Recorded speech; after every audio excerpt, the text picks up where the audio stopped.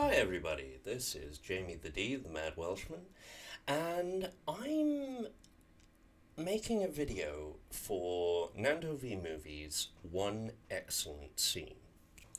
Now, this is an interesting one because he said all X media, and I do love to throw a curveball. So let's talk about an excellent scene in a comic that is only technically an X-Men scene. Let's talk about Amalgam Comics.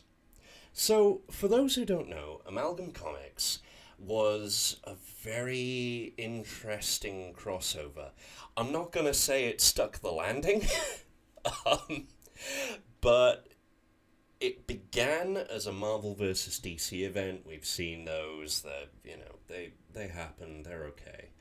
Um, and then it got weird because there were two grand forces representing the Marvel universe and the DC universe. Yes, and as a potential resolution even to their apocalyptic fight, which could destroy both worlds, the two worlds were fused into one, the Amalgam Universe. Now, this led to some interesting results. Let me look here, and I will be putting the covers over here. Um, let's see. We've got Dark Claw, which is Batman and Wolverine. We've got Assassins, which is let's see. Um, Deathstroke mixed with Daredevil, but a woman, and Elektra mixed with Catwoman, going against Kingpin mixed with the Riddler. The big question. Speed Demon, Etrigan, and Ghost Rider, maybe, and Flash? I don't know. It's a very Flash-like cover. Magneto and his Magnetic Men, which is a play on Magneto's first name of Magnus, and Dr. Magnus of the Metal Men. And Spider Boy. Oh, no, I forgot. Thorion, Thor and Orion, and Lobo the Duck. I wish I was kidding you on that one. But the one we're looking at is a misleading one. It's a cleverly misleading one. Even if the ending is sort of a knock twist. It's one of those ones where it's not terribly well telegraphed. And that is Doctor Strangefate. So, yeah. If you thought that was Doctor Strange and Doctor Fate mixed into one, you would have a reasoning. You would have a pretty good reasoning.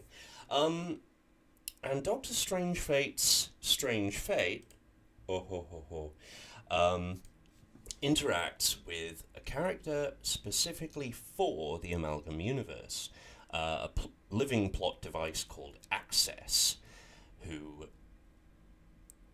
well, only Access and Doctor Strangefate know what happened and can separate the universes. But Doctor Strangefate has no interest in that and actually wants to capture Access. So, cue, let's see, Abominite, which, the Abomination plus King Croc? At a wild guess? Yeah, Access meets them, Doctor Strangefate appears and prepares, and the Servant, who I'm not sure who the hell they are, assembles Bruce Banner, the Skulk, which is Solomon Grundy and the Hulk, Frankie Rayner, Jade Nova, so Green Lantern and Nova, is that right? And Wanda Zatara, the White Witch. So Zatanna and Red. I'll subtitle that with the correct one. Anyway, so Q fight, Q attempts to capture, Q little nods to the Marvel and DC universes with, little heirlooms on Doctor Strangefate's shelf. Doctor Strangefate being a manipulator, as, Dr. Fate often was. Two attempts to fail to capture, and then Wanda Zatara brings them in, blah, blah, blah, blah, blah. The summary isn't terribly interesting. The moments have their moments, but they go by pretty quickly. And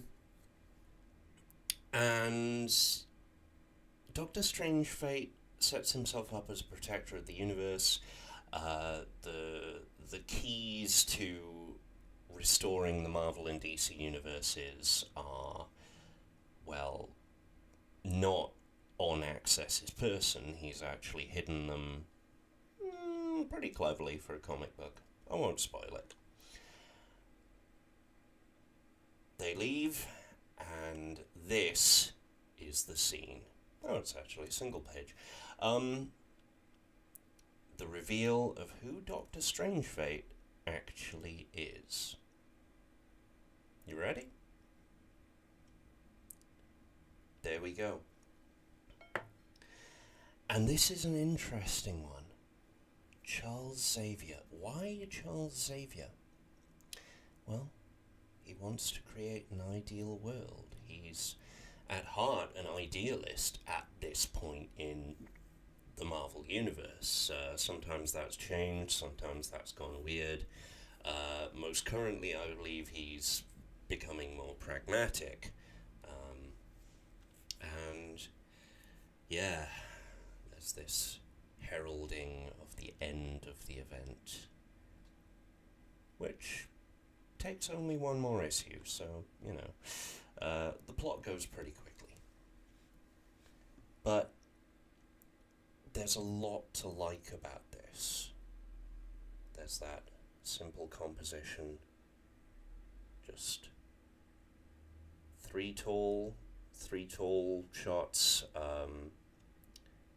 moving in, panning, and then that final establishing shot where the Dr. Fate helm is discarded because there's no point.